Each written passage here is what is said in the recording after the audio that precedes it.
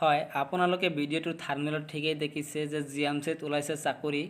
আৰু এই চাকৰিৰ বাবে আপোনালোকে দিব নালাগে কোনো এক্সামিনেশ্যন মানে কোনো পৰীক্ষা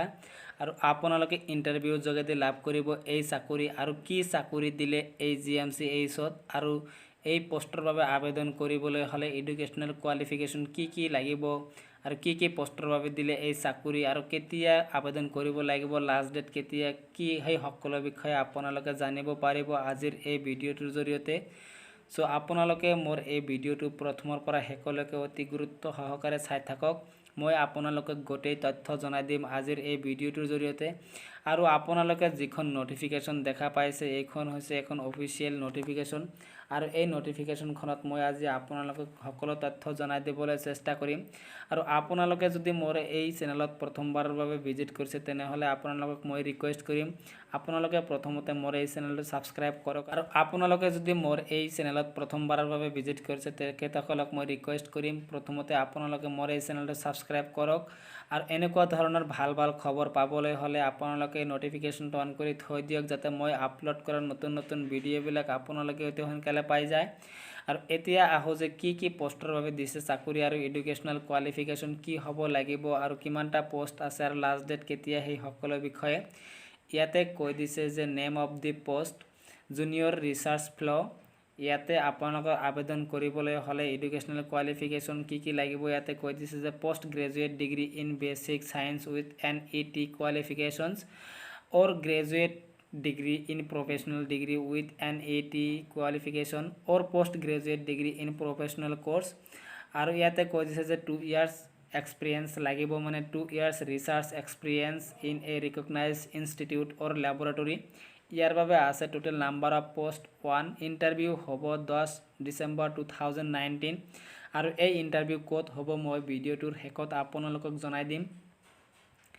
আৰু ইয়াৰ বাবে আবেদন কৰিলে আপোনালোকে স্যালাৰি পাব পাৰ মান্থ 32500 পাৰ মান্থ পাব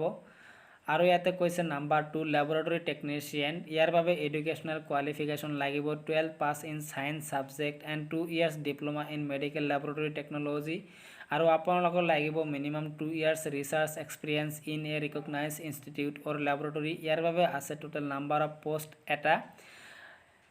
আৰু আপোনালোকৰ ইন্টাৰভিউ হ'ব 10 ডিসেম্বৰ 2019 আপোনালোকৰ 10 তাৰিখে হ'ব ইন্টাৰভিউ আৰু নাম্বাৰ 3 ফিল্ড ওয়াৰ্কাৰ ইয়াৰ বাবে লাগিব আপোনালোকৰ graduate in science subject and conversant with local field activities আৰু আপোনালোকৰ 2 years working experience in field 2 years experience লাগিব আৰু ইয়াৰ বাবে আছে টোটাল নাম্বাৰ অফ পোষ্ট এটা আৰু আপোনালোকৰ ইন্টাৰভিউ হ'ব 10 ডিসেম্বৰ 2019 আৰু ইয়াতে কৈ দিছে নাম্বাৰ 4 ল্যাবৰেটৰী এসিস্ট্যান্ট ইয়াৰ বাবে আপোনালোকৰ হাই স্কুল অৰ ইকুইভ্যালেন্ট মানে হাই স্কুল পাস কৰা হ'ব লাগিব মানে মেট্ৰিক পাস কৰা হলেও হ'ব ইয়াৰ বাবে আপোনালোকৰ 5 ইয়াৰ্স এক্সপেৰিয়েন্স ইন